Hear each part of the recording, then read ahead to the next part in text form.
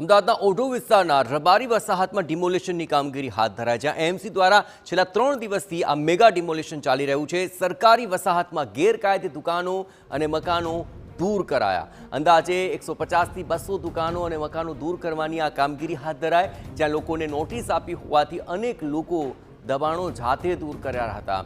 Fire અને પોલીસની ટીમને સાથે રાખીને દબાણો હટાવવાની કામગીરી ચાલી છે।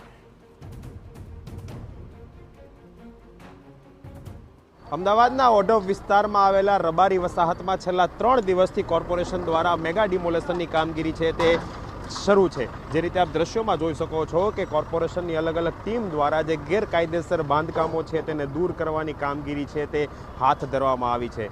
જે લોકો અહીં ગેરકાયદેસર રીતે રહેતા હતા તેવા જે 150 થી 200 દુકાનો અને મકાનો છે તેમને નોટિસો આપવામાં હતી, તેમને ઘર અને દુકાનો છે તે ખાલી કરવા માટેની નોટિસો છે તે આપવામાં આવી હતી અને ત્યારબાદ હવે કોર્પોરેશન છેલ્લા 3 દિવસથી ડિમોલેશનની કામગીરી છે તે શરૂ કરી છે। કોઈ પણ જાતનો અનિચ્છનીય બનાવ ન બને તેને લઈને ફાયરની ટીમ, પોલીસની ટીમ પણ છે તે સાથે રાખવામાં આવી છે।